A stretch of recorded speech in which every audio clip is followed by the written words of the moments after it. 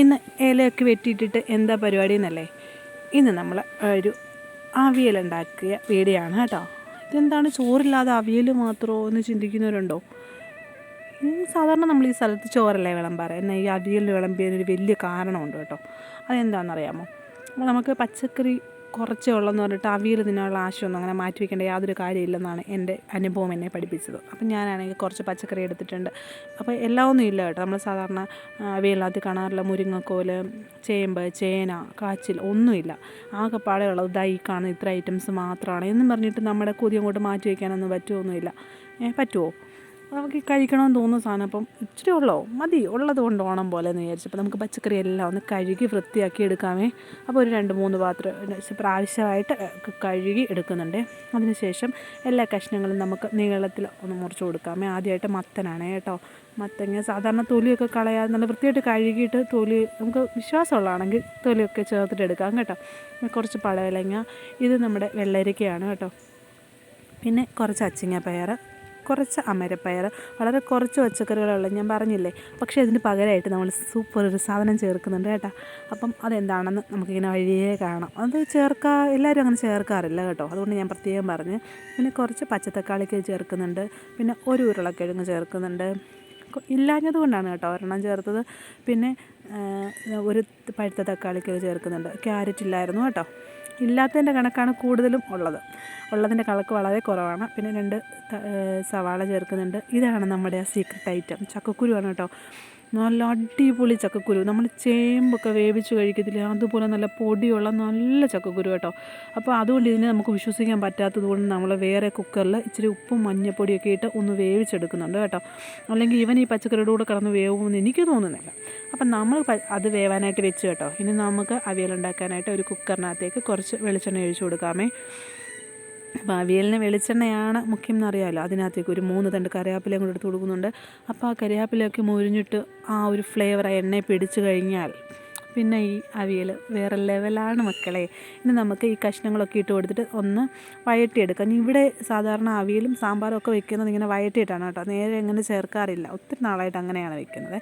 ഇതിനൊരു പ്രത്യേക ടേസ്റ്റാണ് കേട്ടോ.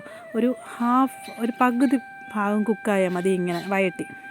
അപ്പോൾ നമ്മൾ എല്ലാ കഷ്ണങ്ങളും ഇട്ട് കൊടുത്തതിന് ശേഷം അതിനാവശ്യമായിട്ടുള്ള കുറച്ച് ഉപ്പും ഇത്തിരി മഞ്ഞപ്പൊടിയും കൂടെ ചേർത്തിട്ട് നന്നായിട്ട് ഇങ്ങനെ കുക്കറിട്ട് കുടഞ്ഞ് ഈ കഷ്ണമൊന്നും ഉടയാതെ ഒന്ന് ഈ കഷ്ണങ്ങളിലെല്ലാം നമ്മുടെ മഞ്ഞപ്പൊടി ഉപ്പുമൊക്കെ ഒന്ന് വെളിച്ചെണ്ണയും ഒക്കെ പിടിക്കത്തക്ക പോലെ ഒന്ന് കുടഞ്ഞിടണം.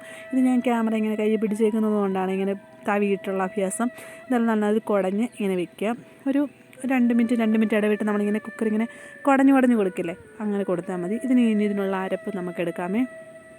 അതിനായിട്ട് തേങ്ങ, പിന്നെ 1/4 ടീസ്പൂൺ മഞ്ഞൾപ്പൊടി, ഒരു 2 നുള്ള് ജീരകം, ഒരു ചെറിയ 3 അല്ലി വെളുത്തുള്ളി. ഇതിന് നമ്മൾ കാന്താരിയാണ് കേട്ടോ ചേർക്കുന്നു. എരിയുള്ള കാന്താരിയാണേ, അതുകൊണ്ട് കുറച്ച് എടുത്തിട്ടുള്ളൂ കേട്ടോ. പിന്നെ നമ്മുടെ കറിവേപ്പില, ഇത് നന്നായിട്ട് ഒന്ന് ചതയ്ക്കുമല്ല എന്നാലും അരഞ്ഞു പോകരുത്, ആ ഒരു പരുവത്തിന് എടുക്കണം കേട്ടോ.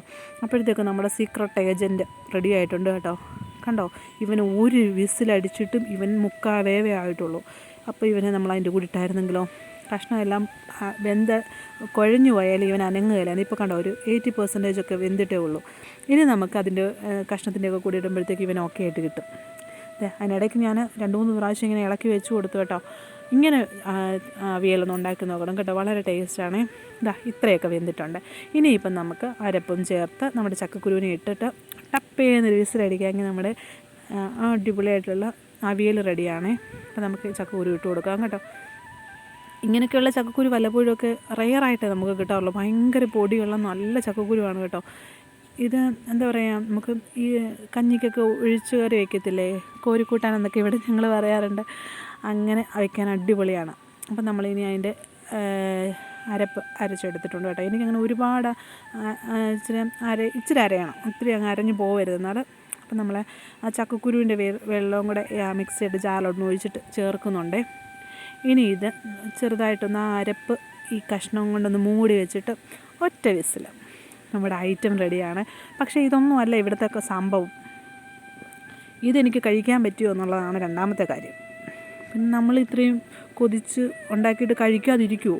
നിങ്ങൾക്ക് എന്തോ തോന്നുന്നത്? എൻ്റെ സ്വഭാവം വെച്ചിട്ട് ഞാൻ കഴിച്ചു കാണുമോ ഇല്ലയോ? എന്തായാലും ലാസ്റ്റിൽ നമ്മൾ കുക്കർ തുറന്ന് ഒരു 3 കറിവേപ്പില ഇട്ടിട്ട് കുറച്ച് പച്ച വെളിച്ചെണ്ണയും കൂടി ഒഴിച്ചിട്ട് വീണ്ടും വിസിലെടുത്തിട്ട് ഇത് അടയ്ക്കണം കേട്ടോ. ഞാൻ വിസിൽ വെച്ചായിരുന്നു, ഞാൻ പിന്നെ അത് മാറ്റി നമ്മൾ അടച്ചു വയ്ക്കുക കേട്ടോ. ഇനി നമ്മൾ വിളമ്പാൻ മാത്രമേ അങ്ങോട്ട് ചെല്ലാവൂ. അതൊന്ന് സെറ്റാവട്ടെ. അതിൻ്റെ വെളിച്ചെണ്ണയും ഇവിടെയൊക്കെ മണം എൻ്റെ പൊന്നോ സഹിക്കാൻ പറ്റത്തില്ല. അപ്പം ഞാൻ വാഴയിലൊക്കെ വെട്ടിക്കൊണ്ട് വന്നപ്പോഴാണ് ഞാൻ സത്യം അറിഞ്ഞത് ചോറ് വെന്തിട്ടില്ലായിരുന്നു എന്നും പറഞ്ഞ് നമ്മൾ അവിയൽ തിന്നാതിരിക്കണോ? ഒരിക്കലും അങ്ങനെ നമ്മൾ വിട്ടു കൊടുക്കരുത്. അപ്പം നമ്മളിങ്ങനെ അവിയൽ വിളമ്പി വെച്ചു. ചോറില്ലാത്തതിന് പകരമായിട്ട് ചോറിൻ്റെ അത്രയായിട്ട് നമ്മളെടുത്തു. അത് ഇത്രയും എന്നെ കൊണ്ട് ചെയ്യാൻ പറ്റുള്ളായിരുന്നു. എനിക്ക് അവിയൽ കഴിക്കണം തോന്നിയിട്ട് ഞാൻ ഇത്രയും മുരിങ്ങക്കോലില്ല. നിങ്ങൾ പറ. ഞാൻ എന്നിട്ടും ഇത് സഹിക്കണമെന്നുണ്ടെങ്കിൽ ഞാനത് കഴിച്ചേ പറ്റൂ. അതുകൊണ്ട് ഞാൻ രണ്ട് ബ്രെഡും എടുത്തു. ഞാൻ വെറുതെ പറഞ്ഞാണ് കേട്ടോ. ഞാൻ എപ്പോൾ അവിയലുണ്ടാക്കിയാലും ഞാൻ ഒരു കഷ്ണം ബ്രെഡ് കൂട്ടി കഴിക്കാറുണ്ട്. എനിക്ക് ഭയങ്കര ഇഷ്ടമാണ്. ഭയങ്കര ഒരു കോംബോയാണ്, അന്യായ കോംബോയാണ്. ഒരു പ്രാവശ്യം ഒന്ന് ഉണ്ടാക്കി നോക്കണം കേട്ടോ. അപ്പോൾ നമുക്ക് ഉണ്ടാക്കി നോക്കണമെന്നല്ല, കഴിച്ച് നോക്കണം. അവിയൽ എപ്പോൾ ഉണ്ടാക്കിയാലും ഒരു ബ്രെഡും എടുത്തൊന്ന് കഴിച്ച് നോക്കി. സൂപ്പറാണേ. അപ്പോൾ ഇത്രയേ ഉള്ളൂ ഇന്നത്തെ വീഡിയോ. Thanks for watching.